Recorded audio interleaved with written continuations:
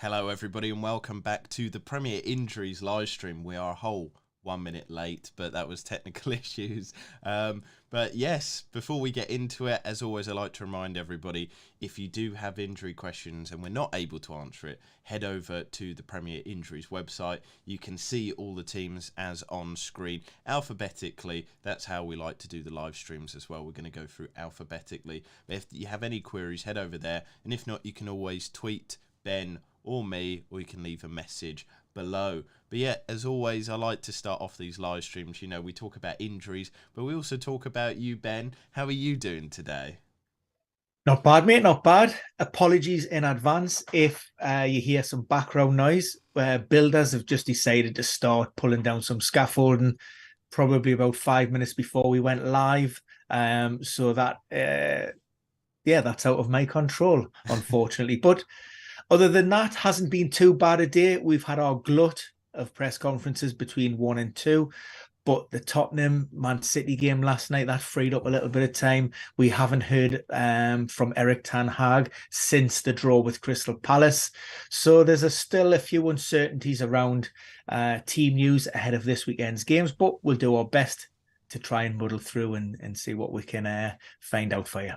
Yeah, and the good thing as well this weekend is it's more normal kind of times. Last game week it was an early deadline, and it always just seems to rush a little things, but we have the usual kind of 12:30 kickoff. That's the big one, Liverpool versus Chelsea, although not as big as it has been in previous years, because that used to be almost like a title contender, whereas now both of them are really by the wayside. And Jandre has sent in a nice message. He's got a cold beer in hand and he's ready to go. I mean, you couldn't ask for it better than that really on a Friday. But we're going to head over straight into the team news. We're going to start off with Bournemouth. And like I said, just to remind people, I'll put it in the chat as well. We're going to go through these alphabetically. So if you do have questions, you can put them in the chat. I will try and remember to go back to them. But we will go through most teams and just work through all the big injury news and what you need to be aware of. But yeah, starting with AFC Bournemouth. What is the kind of latest news there? Yeah, big talking point is the absence of Dominic Solanke. Of course, he missed that game with Brentford. There had been rumours ahead of kickoff that he picked up an injury on training ground. That's just been confirmed by Gary O'Neill. Landed awkwardly, jarred his knee. Doesn't think it's too serious, but he'll not make this one. I'm double checking the name, and it is Diogo Otaria. Brand new signing from Bournemouth. Don't know anything about him, but Gary O'Neill has hinted that he could be involved, probably because of the absence of Solanke. He isn't 100% fit. That training has been disrupted because of the signing, but expect him in and around that squad and possibly minutes from the bench. There's also an injury to Lewis Cook. We've seen in a tackle there. Looked as if he opened up his knee, the inside. That would be the medial ligament. Thankfully, it doesn't look to be too serious. Gary O'Neill expects a couple of weeks on the sidelines. But after this weekend's game, the Cherries don't play again until February because they're out of the FA Cup. What was it? Ataria? It is Dango Uatora. Okay, I thought you Maybe. said Atari, Maybe. like the GameCube thing. The Atari 2600 from back in day. I was an Amiga guy, so you lost me there, Jason. Let's turn it then to the current league champions. League champions? I hope we're champions. The league leaders, Arsenal. And obviously a lot of people will be following the news. We have the confirmation or near confirmation of Leandro Trossard, but also a new left centre-back as well seems to be incoming too. But yeah, what is the latest in the team, Ben?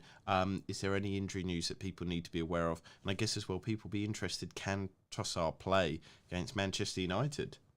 Yeah, Mo Elney was a late withdrawal from the matchday squad last weekend after picking up a knock in training. But in terms of the crux of that starting 11, we're expecting Mikel Arteta to confirm that everybody is pretty much as you were, and they are available. We're not due to hear from him for around about another hour and a half, close to 4 p.m.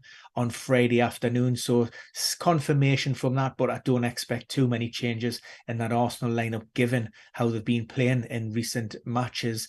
You're right with regard to Leandro Trossard. That's signed, sealed and delivered. He was registered before that midday, which means he should be available. However, the club are still waiting for official confirmation of that. The fee is rumoured to be in the region of around about 21 million. However, with add-ons, that could rise to closer to 27 or 28 million. Yeah, and to be fair, in terms of the contract as well, I think it's a 3.5 plus 1. And that works perfectly well with his age profile as well. I'm really excited. I've always quite liked Trossard. We talked about him many times in terms of our live streams, but also off air. He's just a good player, and I think it's a nice one to bolster the squad. We missed out on Mudryk, but in many ways, I prefer the sensible transfer of Trossard as well. And we'll see as well if the El Nene kind of injury, because there's no backup to Partey, will that force the hand of Arsenal maybe to go early in the transfer market instead of maybe waiting till the summer. But Aston Villa, they've been on good form. Maybe the underlying data says it might be a new manager bounce. That's something you wrote about in the 888 article this week. But is there any injury news that should be impacting the team? Mainly for the good. Ollie Watkins has been training normally with the squad since Wednesday.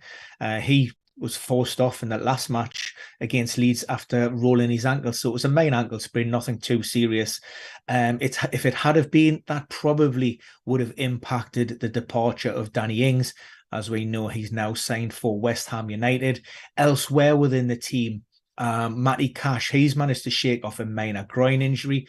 However, I'm a little bit reluctant to throw him back in. He's been on the fringes of that start 11 since returning from the World Cup, so by no means a nailed start until he gets back up to full fitness. And our star man, Leon Bailey, had a half decent game last Friday, but he was dropped a little bit deeper by Unai Emery. He wasn't playing up front with Ollie Watkins. That was handed to Emi Buendia. Leon Bailey played a little bit deeper, and of course, after us slating him for the past few game weeks, of course he gets on the game on the score sheet. So we've left him in there. On the left-hand side, Lucas Digne looked to have picked up, his second shoulder/collarbone injury of the last 9-10 months. Hopefully it's not too serious, but we do know he's ruled out of this one. So that will hand Alex Moreno his first full debut. Ludwig Augustinsson had been touted to end his loan move following the arrival of Moreno. Now, Unai Emery may just retain that paperwork for now until we learn the full extent of Lucas Digne's setback. Yeah, and so with the situation there as well.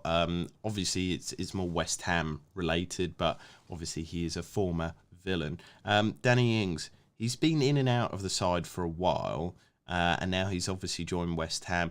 Do you think that will take a little bit of time for him to get up to match sharpness? Is that going to affect him at all, or do you think he can go in and make a difference immediately with West Ham? I mean, we will touch upon it. But it's a massive game for West Ham this weekend, and I'm fully expect David Moyes to throw Danny Ings in from the start. In terms of his sharpness and fitness, that shouldn't really be an issue. I think he was introduced in and around that 33rd, 34th minute last Friday. We know what he brings in terms of, his exquisite finishing, his great movement, knows the league inside out. He's been there and he's done it. I think it's a great fit for West Ham, and he could be the difference between West Ham staying in this Premier League and and avoiding relegation.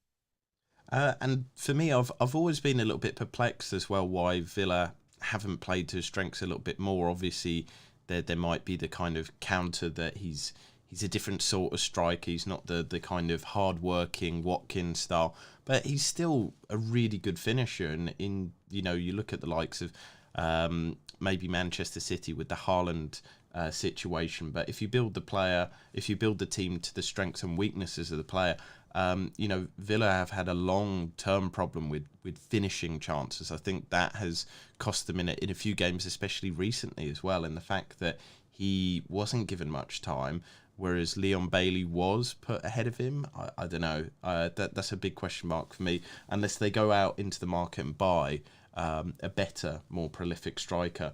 But turn our attention to Brentford, and just asking you, Ben, is there any update on the Ivan Toney situation? Because I thought it would be resolved, or would have more information by now, but it seems like nothing's happening, at least for the moment.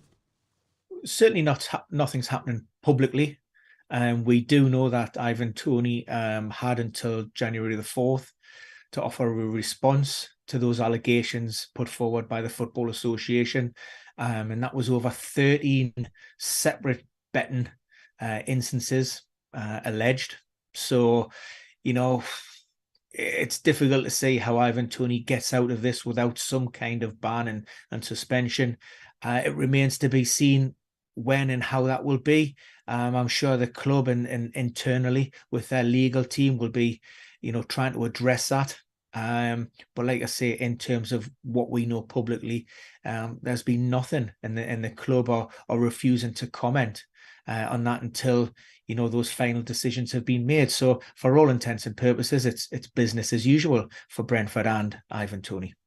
And so with the Brentford team, looking around, there doesn't seem to be major injury concerns either. No, we have the return of Rico Henry. He missed out last weekend through a minor calf issue.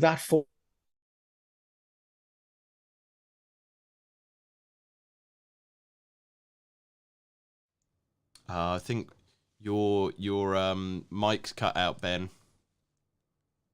I don't think he's aware yet. Ben, your mic's cut out.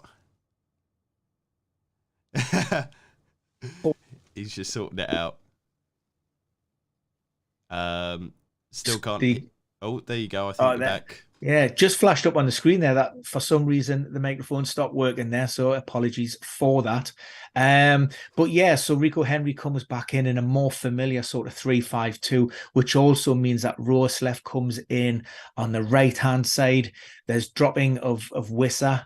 A little bit unfortunate.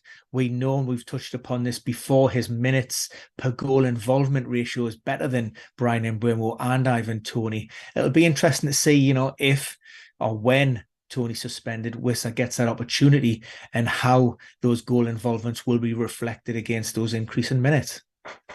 Yeah, it's a good question with Wissa as well. It's kind of like the Danny Ings situation. Should he be starting ahead of Mbeumo? But then with Mbeumo, does he add more to the kind of build-up play to allow Toney to kind of play his best football? John Dre has a good question, then we'll move on to KA's question as well. He says, would you bring in Toney now? Will he be around for long enough? And I guess my thinking with Toney is kind of like the Callum Wilson situation. Till we know what is happening, or people are always worried about Callum Wilson being injured. Till he's injured, he's a great pick. So just have him in your team till then. That's what you've got transfers for. With Ivan Toney, he's on brilliant form. Brentford are on amazing form at the moment. They're playing such good football. So really, until we know something more is going to happen, I'd say, if something more is going to happen, then I'd keep him in the team. Would you, Ben? Yeah, look, that's why you have your free transfers at hand, to try and negate issues around player unavailability. For me, as well as that maybe FA charge hanging over his head, I don't think he looked 100% last week against Bournemouth. That injury that he picked up against West Ham, that saw him stretch it off, made that sort of fairly rapid recovery in terms of what it could have been at the time. I'm just leaning towards, if you own Toney, keep him, go with it. But would I be looking to bring him in? Possibly not. It's an interesting one. I've actually brought him in because 16 goal involvements, third behind Haaland and Kane. Looking at the fixture schedule, it's not too bad for them either. So I don't mind too much taking that risk. Like you said, though, that injury could be carrying over. KA has asked the question, though. Hi, team. Do we think that Jesus will be back in time for March games, or really starting to kick in April? What do you think on that, Ben? So there's no definitive timeline with regards to this, and some people had been touting a 2 to 3 month. I mean, where you could never rule that out. I think it was always going to be a bit of a stretch. Ballpark, we're looking at, in the region of sort of 3 months, but that could easily be extended up to 4. So we're looking at March, certainly for in and around that first team squad. But given the fact that he's going to miss, a good few months of football, it's going to take him a little bit of a while to get up to speed. So, I would think in and around that starting 11 for March and maybe April is when we can hopefully start to see some of those pre-injury levels in terms of that output and those performances. And for Arsenal supporters, just in time to maybe carry them over the line. Yeah. The other thing that, with Arsenal, I think we've seen it with Martinelli and Smith Rowe. I'd have said Smith Rowe was probably the starter last season, and Martinelli has now won his place. If Nketiah impresses enough, do you see him maybe keeping his slot as the number one striker, or is Jesus the main man? I think Jesus is the main man, isn't he? Although, look, Eddie Nketiah has done himself absolutely no harm whatsoever. Many people expected, probably me included, expect Arsenal, to drop off in the absence of Gabriel Jesus, but they've kicked on. They've looked maybe even stronger and some really solid performances. Back that up in the North London derby. Yeah, look, we've only had a small handful of games, so we'll see if that continues. But look, I know Eddie and Kerry, I like to say, will be desperately disappointed if he continues his form, but Gabriel Jesus is the number one. Yeah. So Brighton is up next. We've already discussed the Trossard transfer, but Ferguson is doing bits. Mitoma is one of your differential picks for the next few game weeks, with Brighton having a really good run of games. But yeah, what is the lineups, the injury situation there? Do you think there's going to be any chopping and changing, or is it going to be consistent because they're playing consistently well? Absolutely. There will be at least one enforced change, and that's because Levi Colwill has picked up a muscle injury. The Chelsea loanee is expected to be out for around about 6 weeks.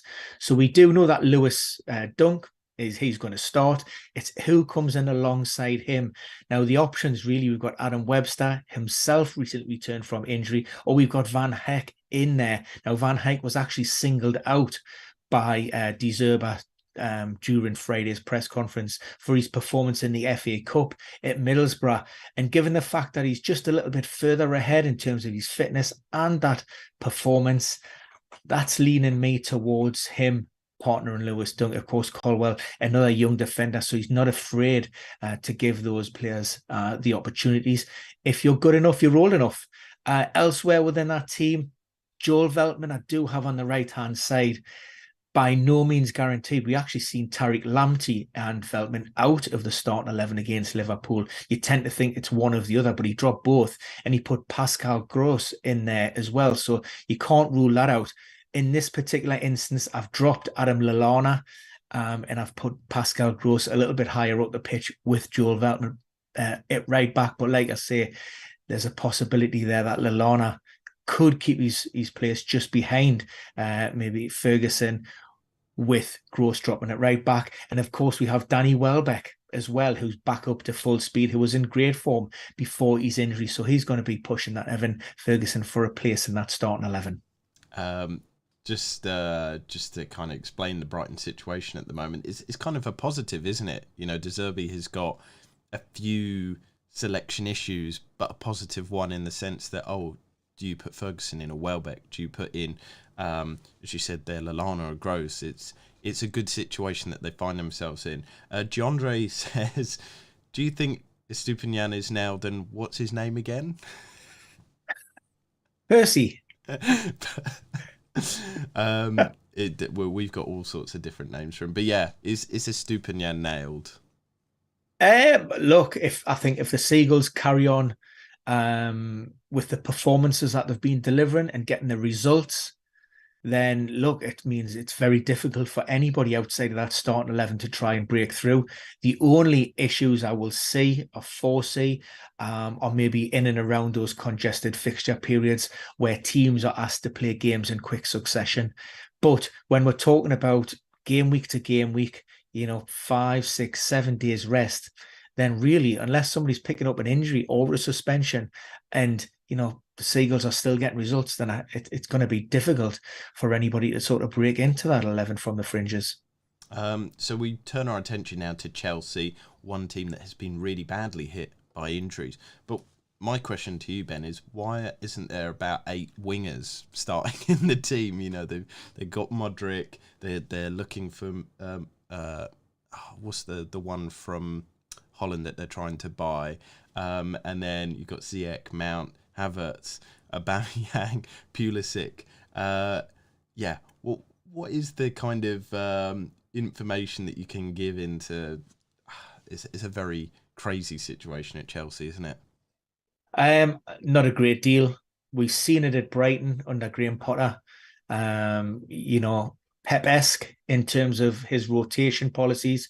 We've now seen that at Chelsea, averaging over 5 changes per game week, Premier League to Premier League. So it's become a bit of a nightmare. And of course, as that squad begins to grow and players begin to come back from injury, the competition and the flexibility,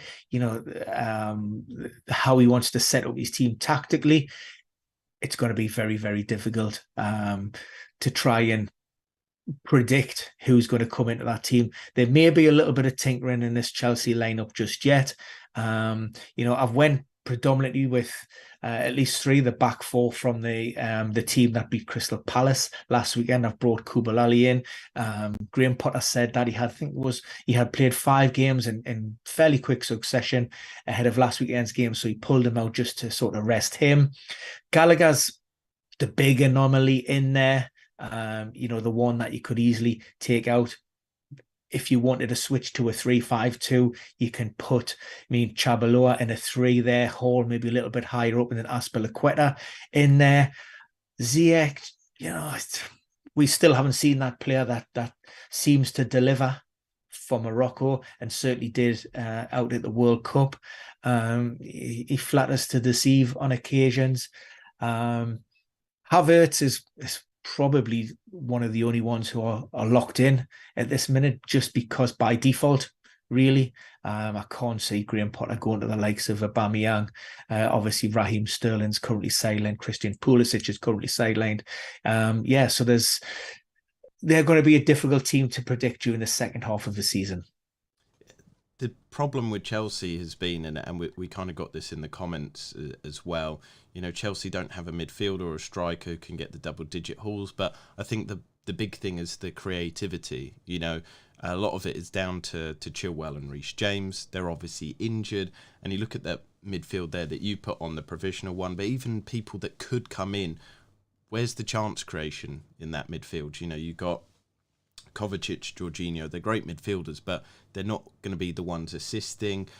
Mount is the chief chance creator in that side, but he's probably a bit too high up the pitch in order to facilitate things. That they don't have an Ødegaard or a kind of De Bruyne kind of figure, and it's kind of perplexing, isn't it, that they're continuing without buying a midfielder that they need, and also in the future, maybe probably this season or next season, they need somebody to replace Kante as well, because he's perpetually injured. Let's have a look. So we're at Chelsea at the moment. Yes, somebody is asking about other teams. So we go through all the teams alphabetically. And so Crystal Palace is up next. What is the injury situation there, Ben? Yeah, we've seen Joachim Andersen limp off in that game against Chelsea last weekend. That was a calf strain. What we do know, he's going to be out for at least 10 days, probably a couple of weeks. So, it was a coin toss between who would start midweek against Manchester United, whether it was James Tompkins or Chris Richards. He hasn't had much of an opportunity following that hamstring injury that he picked up. I think it was maybe in the October international break. But he came in, he done a good job. Obviously, it was a great result for the Eagles, 1-1. So we've left Richards in there, providing that he's come through that without any kind of reaction, then I don't expect any great deal of change there. Again, there's a little bit of flexibility within this Patrick Vieira lineup. I have Jeffrey Sloop back in the team. That would mean Will Hughes is out, but we also seen Edward and Mateta both start midweek. Mateta again, hasn't been pulling up trees in recent times. So we bring Ayew back in and Eze. But like I say, there is a little bit of flexibility and a little bit of fluidity in how Patrick Vieira likes to set up his team. And hopefully he's going to make the wrong decisions this weekend, by the way. Well, the thing is as well, looking at their underlying data since that World Cup, they've not been very good, especially at the back. So, for Newcastle, there's a lot to look forward to. There's a lot of positives. They just haven't really kicked on. Do you think that's maybe a bit of interruption? I mean, there's no injury reasons for that, is there? No, no, and even personnel in terms of individuals. They've got some outstanding players, Eze, Elise, Wilfried Zaha. He's probably been a little bit disappointing in recent times. Certainly, if you're owning him as a fantasy asset, just not bringing those returns that you would like. The absence of Tyreek Mitchell for 3 matches due to that suspension may have had a little bit of an impact down that left-hand side. But you know what? Palace are doing what Palace are doing. They're never really going to threaten that top 8 or certainly European. They should be good enough to avoid relegation. So you're always looking at it, maybe, an 8th or 9th down to about a 13th or 14th. And look, they're bang on course to do that this season. I just think the big worry is obviously a big increase in goals conceded and XG conceded since that game week 17. They might be fine. I just think that they're on the cusp of, could they get sucked into a relegation scrap that they don't need. They've got the quality in the squad, and I think Vieira has a bit of a task on his hand to kind of concentrate them. GV has said, on a lighter note, if Zaha has this score, he has to get a yellow card. So, bringing him down there. Everton is up next, and, I'm talking about a potential relegation battle there for Crystal Palace, but Everton are in the scrapper one. The team well and truly kind of falling apart there. Years of mismanagement have caught up with them. But is there any boosts to the team to go into game week 21 at all? Not really. We're pretty much as we were for the Toffees. It really comes down to Frank Lampard and how he wants to set his team up. Again, I've tweaked the formation from last weekend against Southampton, where we started off with Ben Godfrey in as a 3 and put Michaelenko and Seamus Coleman a little bit higher up the pitch. I've went with a more orthodox 4-2-3-1 in essence, and that maybe more around Alex Iwobi, who recovered from that ankle injury that he picked up in the FA Cup against Manchester United. Gordon hasn't had much of a look in. Really in recent times. There was an injury-related factor and also illness in and around that. I'm not a big fan of his, but I do see what he brings to that Everton team. So that's why we've included him. And of course, look, Everton heavily reliant on, Dominic Calvert-Lewin and getting those goals. Frank Lampard was rumoured to be interested in, Danny Ings, and he was a player that he would have liked to bring to Goodison as maybe a little bit of backup for Calvert-Lewin, or even to put him up there to share that burden. But we know that looks like it's one that got away. So unfortunately, like I say, the weight of the world on Dominic Calvert-Lewin's shoulders, and it could be down to him to keep Everton in the Premier League. And I think the big worry for Everton is the fact that part of their situation is exacerbated by the fact that Calvert-Lewin is not hitting the goal. They're underperforming XG. They've got a few problems within the side, but if they could start scoring some of the goals, they're not creating a lot of high quality chances, but at least score the ones that they're making. They might be in a bit of a better position. Jondre has said Iwobi has been the best player. Must be the Arsenal in him, of course. I agree with that, Jondre. And then GV says, what a player Lampard was. Not able to become a good manager, though. I don't support Everton, but I like Lampard very much. It's the interesting thing, isn't it? The Lampard effect. I like Lampard. I think he's a nice guy. But, we've said for a long time, Ben, he's just not really cut out for Premier League management. And it's interesting to me that Steven Gerrard is the one that kind of got found out first, whereas Lampard basically failed at Chelsea. He did an all-rightish job at Derby, and yet he's still in Premier League management. I I don't know how he's done it, Ben. Maybe he interviews very well. But Fulham, Mitrovic was the one that people, have the main attention on. Is he all right? And the rest of the team, is there any injury news in the side that people should be worried about? Yeah, Anthony Robertson returns, or he's available following his suspension, so he could potentially come back in at left back. Marco Silva talked about who he would play at centre-back. We know Tim Ream's almost sort of nailed down in there, and we've seen Silva flip-flop between Toyson and Diop, particularly when those games are coming in quick succession. If I recall, against Newcastle, it was Diop. I think Toyson does return back into that start line. Of course, they lost 1-0 at St James's Park last Sunday. A little bit unfortunate, even I would admit that. We maybe got away with one with the Mitrovic penalty. And just, as a side note, there have been a lot of talk with regards to, does Mitrovic actually stay on penalties at Fulham? And Silva seemed to suggest that it would be more detrimental to take Mitrovic off penalties than it would be for him to remain on, despite those few misses in recent times. But like I say, it was a little bit unfortunate. If you missed it, he slipped, and it was a double connection before that ball went, through. So that's why it resulted in an indirect free kick. But I certainly believe for now that Mitrovic will stay on penalties, although Silva said there are several other members within the squad who are more than capable of taking a spot kick. Well, that was Jandre's question. Will he still be on them? You say for the moment, yes. But yeah, it was a bit unlucky, but also I wanted Newcastle to win. So, yeah. It is Carabao Cup finalists. Exactly. I think there's noise on my end now as well. That is very, very loud.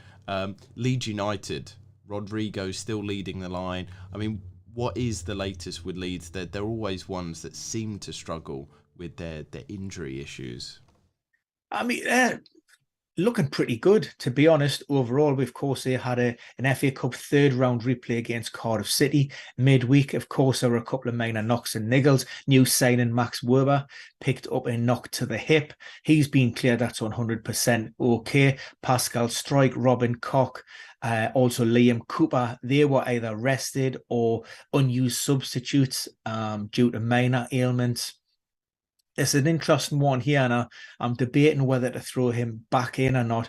We've seen the return of Patrick Bamford. He's had surgery. Jess March is hoping that this latest procedure in a long line of injuries is going to be the one that puts Patrick Bamford back on track. Leeds, and look, he's been the topic of many discussions for me and yourself, Jason, over the years. I think what he brings to Leeds is he does have a fairly unique skill set. If we get the Patrick Bamford that played in that first season in the Premier League, where did he bang 20 plus ish goals? Then Leeds have got a real sort of chance of doing all right this season. But if they have the player that's been hampered severely by injury since then they may struggle. And it could be that Patrick Bamford, after those 2 goals from the bench, maybe leads the line, and that would probably result in Rodrigo dropping a little bit deep. And I suspect it might be Jack Harrison, the player who makes way. He hasn't been in great form this season. Well, one of the questions that I was going to ask, but Jandre asked it as well, Somerville, what's the news on him? Because, looking at his data this season, he's had a really standout season. He's had 0.33 assists per 90, and he has half a goal involvement per 90 in terms of XGI, and then actually 0.98 goal involvements per 90 when he is on the pitch. That is pretty amazing stuff for quite a cheap player in terms of FPL, but just in terms of an important player for Leeds. He's a big loss. Is he back soon? Initial timeline suggested around about a month. He's probably slightly ahead of that. The expectation is that he will be back on the training pitches at some point next week. So if he comes through that, trains well, then potentially you've got a player who may be on the cusp of a return in game week 22. So Leicester, another team that is kind of really struggling at the moment. Part of that is due to injury news. I think part of that is also tactics, personnel. It's an accumulation of problems. But is there any news that can lift the Foxes at least a little bit? Keenan Dewsbury-Hall, he should be fit and available. Suffered a grade 2 glute tear while warming up. I don't recall, maybe that was the FA Cup or possibly before, but he should be in contention. Whether he's fit enough to force his way into the starting 11, I suspect not, which has went with this. We also see a return to the side of Dennis Pratt. Interesting stat, Dennis Pratt has never completed 90 minutes for Leicester since signing for the club, whether that be tactical or injury reasons, but he's not one that's unfamiliar to the treatment room, let's just say. On the right-hand side, Mark Albrighton starts his second successive game, in my opinion, of course. That's due to the absence of Ayoze Perez. He picked up that knock in the Carabao Cup against Newcastle. Elsewhere within the team, Hudson Daka ahead of Jamie Vardy. Brendan Rodgers spoke about it on Thursday. He said, look, at every point in some players' career, you're going to suffer a bit of a downturn in form. Unfortunately, this is where we are with Jamie Vardy. He still has a lot to offer, but we obviously have to be a lot more careful in terms of managing the player and choosing when and where he starts. And the situation with Maddison, I know it's not very clear. It's kind of unsure even what the injury is, but is there an update? There is an update. It's really good news. He's progressing really, really well. Providing he can come through this final session okay, I do expect him to be named in the matchday squad. However, I would any minutes to probably come from the bench. Don't forget, we're talking about a player here that's missed over 2 months now. His last run out was that sort of brief cameo, I think it was against West Ham, pre-World Cup. And he hasn't had any competitive football since. So I think it would be too much of a risk for Brendan Rodgers to throw him in there from the very beginning. But he's spoke about his performances on the training pitches this week and how much of a lift he gives the rest of the players. So I think just him being involved in and around that starting 11 should be, a big boost for the Foxes. And, they could be pushing for a result this weekend. Do you think that the game in the FA Cup is a more likely conservative way of bringing him back into the squad? So maybe a few minutes at the weekend, or maybe he stays on the bench, and then against Walsall, less intensive. Could that be where he gets a proper start and maybe comes hooked off 50, 60th minute? Yeah, absolutely. Introduction from the bench. And like you say, minutes in the FA Cup with a view to potentially then starting in game week 22. Such a pivotal player for Leicester. One of those ones, where you're probably more inclined to take a risk with that player. One, given his importance to the side, and two, having been on this run and, slowly getting sucked into that sort of relegation dogfight, that mountain pressure on Brendan Rodgers, he'll want to take 1 or 2 chances. You just hope that it doesn't backfire. And so Johnny Evans is the only other big exclusion, or I think one that could impact the team immediately. Is he likely to return soon, to be next to Face in the back line? Because Amity, he comes in, he does a job, but there's nothing compared to the steadiness of Johnny Evans in that back line.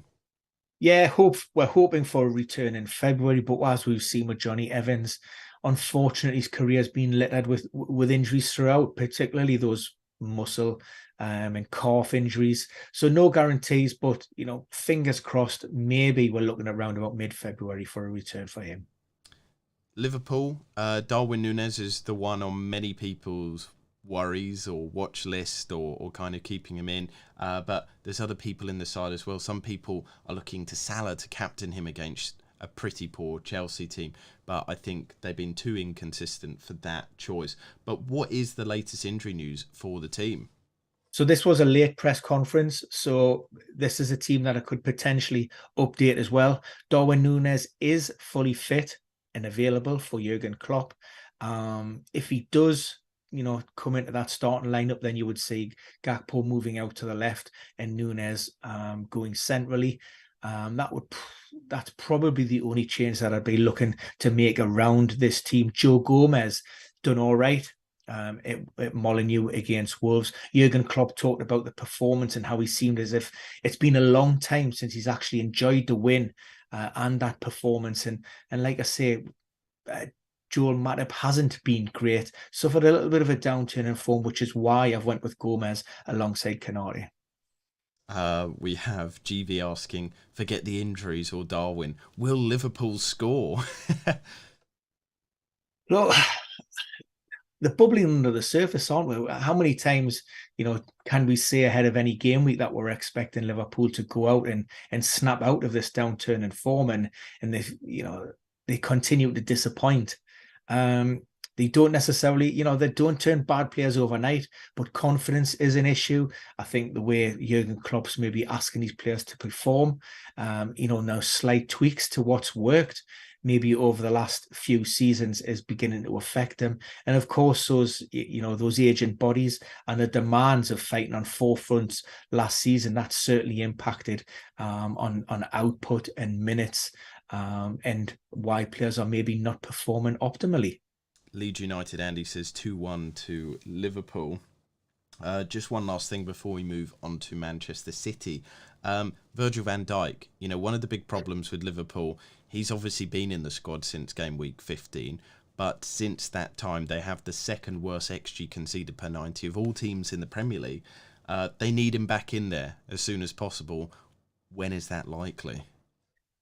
Well, Jurgen Klopp initially said it was weeks as opposed to months, but what we do know that it was a minimum of around about 4. My expectation was we're probably looking in the region closer to 6.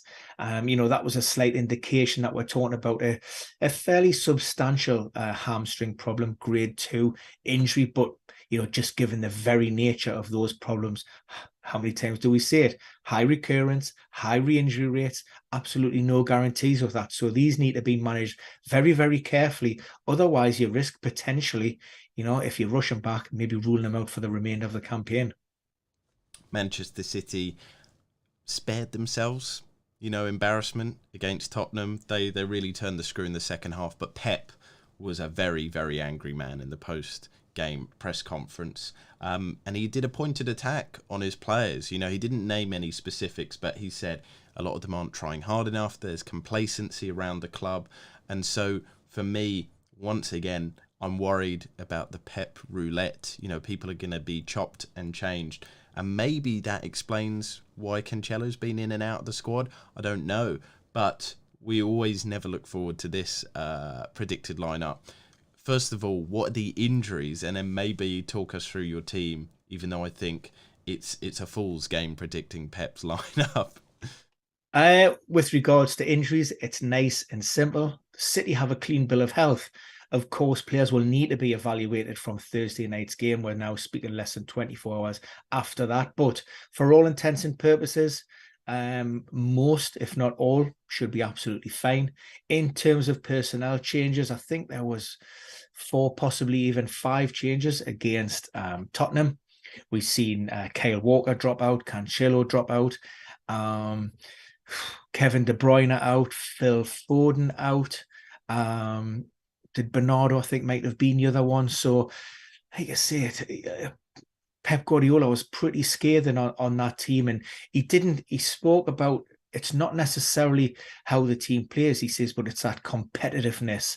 Like they lacked the stomach for the fight, that bottle, that fire in the stomach from minute 1 to go out there and really, really want the result. And he thinks, that's the biggest change that he's seen in this City lineup. Now, again, it's an indication that it's maybe not just an individual player, but maybe several, and that's seeping through the team. And we've heard from Ilkay Gundogan, who's actually sort of alluded to some off-field issues as well that is going on in that City camp. Something which we're just not used to and we haven't heard before. So, not all is what it seems in terms of that. There's that push to retain that Premier League title, and it's playing it into Mikel Arteta's hands and Arsenal's. I don't expect a glut of changes this weekend, maybe 2 or 3. But like I say, that's just my opinion, and I could be completely wrong. John Dre says, come on, Ben, is Foden really starting? Do you want to bet your beer on it?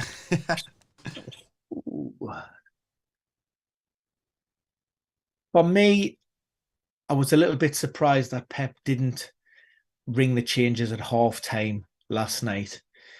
If the result had have stayed, and they had have played that second half as they did, the opening 45, then I think selecting an 11 for this weekend would have been a lot easier. The fact that, they were able to come out and they were able to turn things around and get themselves 4 goals without a response slightly muddies the waters. I'm not sure if it's enough for them to redeem themselves. For me, Phil Foden should be in that team, week in and week out. But, we're not privy to what happens on the training pitches. So maybe there's just something, in that. Or, you can always look at the fact that, he's just got a wealth of talent within that squad and he's trying to manage minutes with the likes of Jack Grealish. And we've got one more question. Talks of Haaland being rested, are they true? Look, there's only 1 or 2 people, unless you're at that club on the inside, then, there's no surefire way of being able to confirm nor deny that. So if you're asking me, should he be rested and all this crap about City, I don't see how you rest Haaland. I really don't. Just, for what he brings to that City attack. So I'm always going to default to him starting. And I know Julian Alvarez got himself another goal and he's looked sharp as attack since, World Cup winner coming back. But no, I can't see it. I stand corrected if he is. But for me, if Erling Haaland is anywhere near fully fit, then he starts. And just for people listening, you can check out, I've got actually a Patreon article for free about Manchester City and maybe how Haaland has affected the defence of the team, or at least switch up the tactics, and if that has negatively affected it, because that's the big discussion. I did a little short in terms for the channel yesterday. What's going wrong with Manchester City? It seems to be defence, but could it be Erling Haaland's fault? You'll have to read that a little bit later today, about 5:30. That will go live, and I'll post it on the channel as well. Manchester United, though, they're in high spirits. They're going to be looking forward to this game against Arsenal. The only problem is no Casemiro due to the banning. But is there any more kind of injury news that might affect the team as well? Yeah, we're guessing a little bit here. So no live press conference from Erik ten Hag ahead of this game. Only embargoed quotes from that post-match against Palace midweek. So the likes of Anthony Martial and Diogo Dalot, they're players which he simply couldn't really answer any questions on those, so far ahead of that kickoff. So it remains to be seen. That's why, I play the percentages here and I've went with Wout Weghorst. I've also dropped Anthony. Didn't look happy midweek. Had a little bit of a set two, shall we say, with Bruno Fernandes. Did he call him a dick?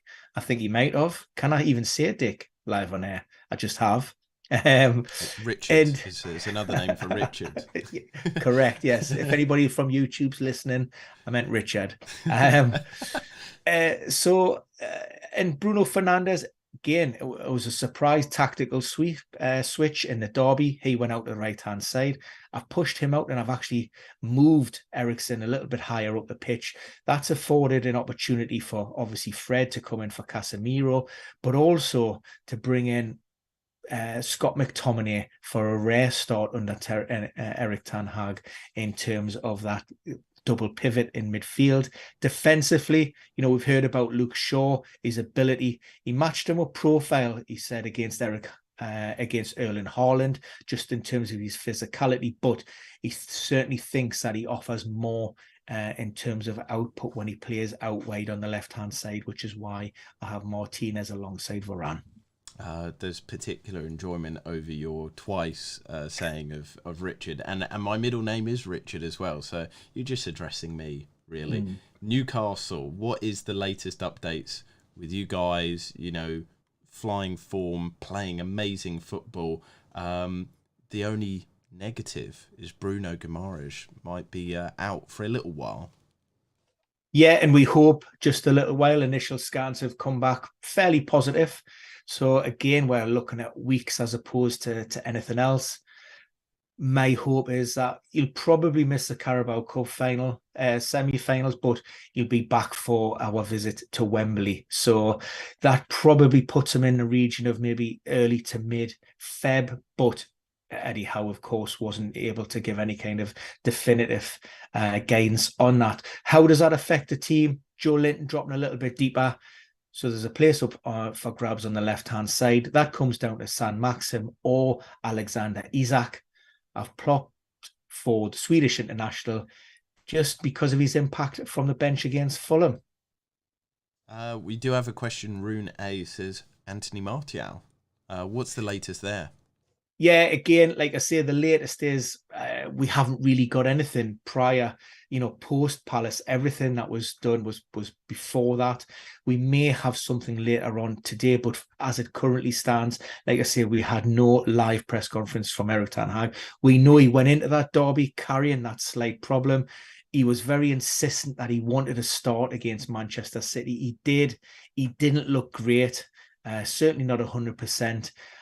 It's how he's, and if he's been able to recover over the last 7 days to put him in contention. But I don't know. I just see at the minute Weghorst being the better option just in terms of, being fully fit and ready. And in that midfield, GV asks, Shelvey's still injured, so no chance he could play? Yeah, still sidelined. Hopefully, because he suffered another setback in training. But we're hoping maybe, a return to the training pitches again before that Carabao Cup final, maybe around about mid-February. Now, we've got Nottingham Forest up, and John Dre has already beaten me to asking the question. Chris Wood is looking likely to join them. He asked, do you think he will make an impact? But first and foremost, what is the latest injury news there? Ryan Yates went off with a facial problem last week. He's been cleared. He's been absolutely fine. Of course, the big talking point this week has been the injury to the Manchester United lone goalkeeper, Dean Henderson. That's an upper quad thigh injury. We've seen him pull up after a kick. Probably going to keep him out for somewhere between 4 to 6 weeks. Nottingham Forest had been linked with a bit of an audacious move for PSG keeper Keylor Navas. That's, I don't think there's a great deal in that. But yeah, Tai Awoni, that was a groin-related problem. Steve Cook was hopeful it was just maybe a week or two. It looks like we're probably going to be missing him for maybe up to 2 months, 6 to 8 weeks, which has prompted that switch for Chris Wood. So that medical was being undertaken this morning at around about 10 o'clock. Providing he came through that, I'm not sure if those registration documents have been completed in time, but I wish him, it's a good financial deal for both him, I suspect, and the club. Too good for Newcastle to turn down under the circumstances. So I wish him, well in every endeavour, and I'm sure he'll do a great job for Forest. Yeah, and in terms of the question that John is asking, will he make an impact at Forest? He's a fairly good goal scorer, and of all the problems at Forest, their biggest problem has been defensively conceding too many high-quality chances. But also there has been a marked underperformance on XG for the team as well. They have about 1.07 XG per 90, but scoring 0.79 goals per 90. So if he can go any way to bridging that gap to at least matching XG, that could be good. And also on set pieces, he'll be a big kind of person to target, and that's what a marginal gain there. If they can improve their set piece output, that could be pretty good. Not much interest in Southampton at the moment, but yeah, quick news there, Ben. Yeah, not a great deal of change. Nathan Jones said those players who were far from a return last weekend are still nowhere near. but those that were close in game week 20 could come back into contention. So we're talking about Alex McCarthy, the keeper, Theo Walcott, is certainly pushing, and maybe Stuart Armstrong, who's been managing that ongoing groin problem, and Bella Kocha. Tottenham up next. Doesn't seem to be any injury news. They're just not playing very well at the moment. What is the latest there? Yeah, Lucas Moura was still not certain how long he's going to be. This has been a loading issue, Achilles problem that's happened to him all season. We've seen Richarlison off the bench in the last two. He'll be itching for a start. I've got Ivan Perisic out of the starting 11. He was actually singled out by Antonio Conte for being at fault of 3 of Thursday night's 4 goals. And Emerson Royale came in and scored, unfortunately for me, being a Matt Doherty owner. So there are some of the changes. Bentancur, I was surprised to see him thrown straight back in, but given his importance to the side, I think Antonio Conte wanted to take that chance after, I think it was almost 6 weeks out with an adductor problem. If he's come through that and he recovers okay, thankfully Tottenham play on Monday, so that gives him a chance. That's why we have him starting again. And I think desperation is coming into a lot of decisions at Tottenham as well. Some of these 50-50s might be risked. And just also with the Royale, Sessegnon, Perisic, this is why throughout the whole of the season we've kind of said, don't buy the wing backs. There's too much rotation risk.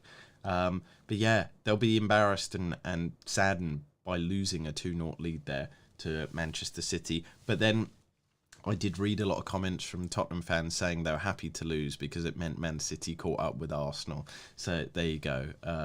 Interesting mentality to want your team to lose. There's a silver lining. Yeah, silver linings and all that. Now, West Ham, you put Ings back up top. We've already kind of discussed him a little bit, but is there any other injury news that could help boost the team and maybe boost Ings to stop the goal drought at West Ham? That's been their main problem this season, because at the back they've been pretty all right. It's just they haven't been able to score goals. Yeah, and that's why I've thrown Danny Ings in there. Prior to the Danny Ings signing, if reports were to be believed, then David Moyes' days were numbered at the club, and it could have been hinging on this game at the weekend. But the fact that they've been able to back their manager suggests that he's going to be given a little more time. And I do think, like I say, I think Danny Ings will make an impact. Gianluca Scamacca, that move might have been forced around because Scamacca suffered another little bit of a setback, went into game week 20 with that knee problem, isn't 100%. So now David Moyes said he's going to spend a short time on the sidelines. But again, it hasn't really been pulling up any trees. So, if Danny Ings can come and hit the ground running, then, he's going to earn himself some kudos with the West Ham supporters. One of the interesting things for me with West Ham as well is their kind of XG per 90 through this season. It's not changed all that much. There's been a bit of a regression, but the big thing has been a huge kind of drop-off in actual goals. So last season, they were scoring... let's have a quick look here. They were scoring... 1.58 goals per 90, and now it's down half to 0.79 goals per 90. That's where the problem is. And they're creating all right chances. Their chance creation metrics aren't great, but they aren't bad. They're bottom half of the table, but they're not, one of the worst attacks in terms of that. It's just they can't score. That's the big problem, and Ings should be able to turn that round. Question on Zuma: is he likely to return soon? I mean, he has been involved in the matchday squad. I just think it's one of those issues, and we've seen it with Angelo Ogbonna when he was involved, and it was more circumstances forced hand to involve him in the squad. And this was maybe brought around by the interest of Wolves on Craig Dawson. I'm not sure if that deal's been done, but they certainly had agreed a £3.5 million deal. So Zuma was named in the matchday squad, but David Moyes has lots of options, in that back line. So there's no need to take, any unnecessary risks. But Kurt Zuma isn't too far away. Like I say, he's training fully. It's just a case of building his match sharpness and fitness back. Okay, so the last team, Wolves, Any news on them? Main talking point maybe in attack. Diego Costa returned midweek in the FA Cup, so he's in contention. I've went with Kuna leading the attack as he did last time out, and again that was a win over West Ham. That was a 1-0 win. There's a few possibilities that you could change around, but like I say, following that win and that 3 points from Lopetegui, I think I've more or less went with the same starting 11 unchanged. Yeah. So that is the end of today's broadcast. As always, we're here every deadline just before, so about 2:15 every week. We'll be back again next week, but we have our usual output all through the week as well. So I hope that's been useful. We wish you the best of luck with your teams, the best of health as well, off from FPL, because FPL doesn't really count that much towards life. It's more important to just enjoy the football and life in general. And we will see you again very, very soon. And also, just before you go, do check out my Patreon article. It's going to be about Manchester City. What's going wrong there? Some explanation, some data, and some tactics as well for everybody to enjoy. But